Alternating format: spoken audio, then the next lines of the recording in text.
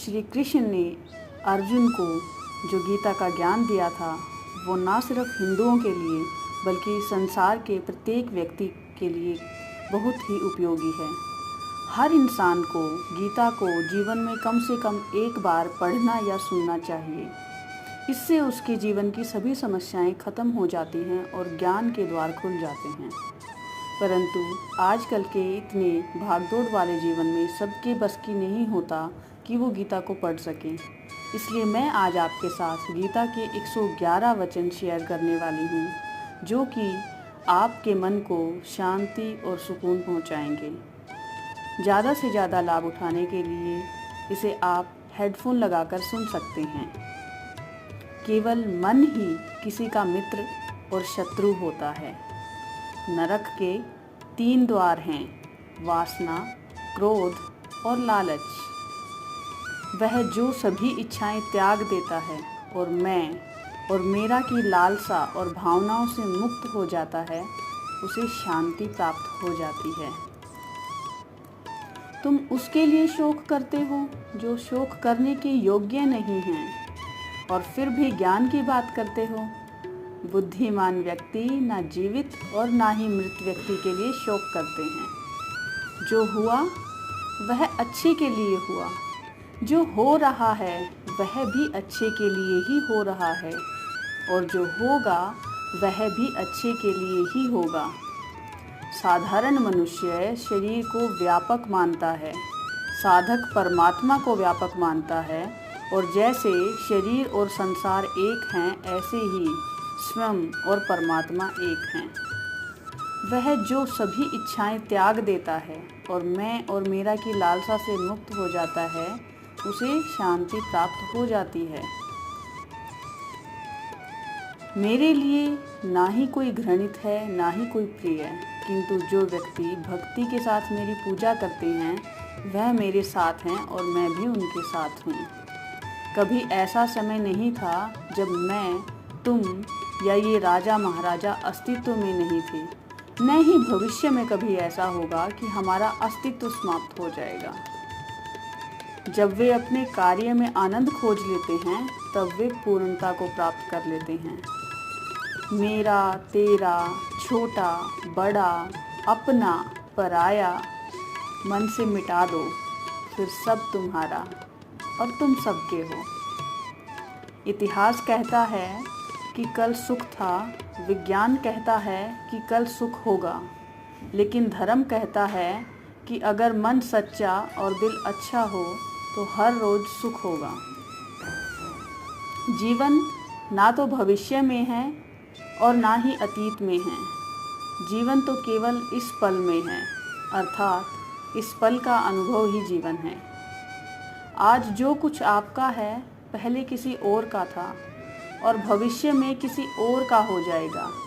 परिवर्तन ही संसार का नियम है। जो मन को नियंत्रित नहीं करते उनके लिए वह शत्रु के समान कार्य करता है। व्यक्ति जो चाहे बन सकता है यदि वह विश्वास के साथ इच्छित वस्तु पर चिंतन करे। मनुष्य अपने विश्वास से निर्मित होता है। जैसा वह विश्वास करता है वैसा ही वह बन जाता है। कर्म मुझे बांधता नहीं, क्योंकि मुझे कर्म के प्रतिफल की कोई इच्छा नहीं है। अपने अनिवार्य कार्य को करो, क्योंकि वास्तव में कार्य करना निष्क्रियता से बेहतर है। फल की अभिलाषा छोड़कर कर्म करने वाला पुरुष ही अपने जीवन को सफल बनाता है। सदैव संदेह करने वाले व्यक्ति के लिए प्रसन्नता न इस लोक में है न ही कहीं और। सज्जन पुरुष अच्छे आचरण वाले सज्जन पुरुषों में, नीच पुरुष नीच लोगों में ही रहना चाहते हैं। स्वभाव से पैदा हुई जिसकी जैसी प्रकृति है उस प्रकृति को कोई नहीं छोड़ता। न यह शरीर तुम्हारा है न तुम शरीर के हो। यह अग्नि, जल, वायु, पृथ्वी, आकाश से बना है और इसी में मिल जाएगा, परंतु आत्मा स्थिर है। आत्मा अजर और अमर है। दैवीय संप्रदा से युक्त पुरुष में भय का सर्वथा अभाव और सबके प्रति प्रेम का भाव होता है। जो होने वाला है वो होकर ही रहता है और जो नहीं होने वाला वह कभी नहीं होता। ऐसा निश्चय जिनकी बुद्धि में होता है उन्हें चिंता कभी नहीं सताती। उत्पन्न होने वाली वस्तु तो स्वतः ही मिटती है, जो वस्तु उत्पन्न नहीं होती वह कभी नहीं मिटती। आत्मा अजर है, शरीर नाशवान है। पूर्णता के साथ किसी और के जीवन की नकल कर जीने की तुलना में अपने आप को पहचान कर अपूर्ण रूप से जीना बेहतर है। समय से पहले और भाग्य से अधिक किसी को कुछ नहीं मिलता। इंसान अपने विश्वास से निर्मित होता है। जिस प्रकार वह विश्वास करता है उसी प्रकार वह बन जाता है।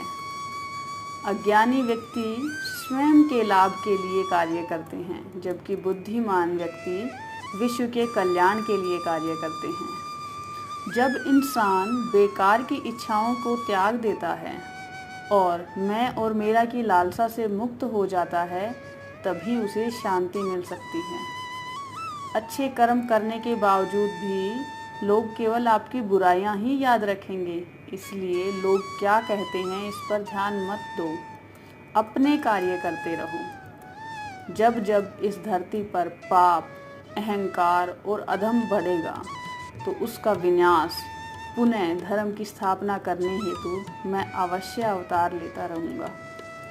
बुरे कर्म करने वाले सबसे नीच व्यक्ति जो राक्षसी प्रवृत्तियों से जुड़े हुए हैं और जिनकी बुद्धि माया ने हर ली है, वो मेरी पूजा या मुझे पाने का प्रयास नहीं करते। जो कोई भी किसी भी देवता की पूजा विश्वास के साथ करने की इच्छा रखता है, मैं उसका विश्वास उसी देवता में दृढ़ कर देता हूँ। हे अर्जुन, मन की गतिविधियों, होश, श्वास और भावनाओं के माध्यम से भगवान की शक्ति सदा तुम्हारे साथ है और लगातार तुम्हें बस एक साधन की तरह प्रयोग करके सभी कार्य कर रही है। स्वर्ग प्राप्त करने और वहाँ कई वर्षों तक वास करने के पश्चात एक असफल योगी का पुनः एक पवित्र और समृद्ध कुटुंब में जन्म होता है। केवल मन ही किसी का मित्र और शत्रु होता है। मैं सभी प्राणियों के हृदय में विद्यमान हूँ। ऐसा कुछ भी नहीं, चेतन या अचेतन, जो मेरे बिना अस्तित्व में रह सका हो। भगवान या परमात्मा की शांति उनके साथ होती है जिनके मन और आत्मा में एकता या सामंजस्य हो। वह जो मृत्यु के समय मुझे स्मरण करते हुए अपना शरीर त्यागता है, वह मेरे धाम को प्राप्त होता है, इसमें कोई संशय नहीं। वह जो इस ज्ञान में विश्वास नहीं रखते, मुझे प्राप्त किए बिना जन्म और मृत्यु के चक्र का अनुगमन करते रहते हैं। हे अर्जुन, मैं भूत, वर्तमान और भविष्य की सभी प्राणियों को जानता हूँ, किंतु वास्तविकता में कोई मुझे नहीं जानता। मैं ना ही अच्छों में ना ही बुरों में मिलता हूँ, मैं तो केवल कर्म में मिलता हूँ। जानने की शक्ति झूठ को सच से पृथक करने वाली है। जो विवेक बुद्धि है उसी का नाम ज्ञान है।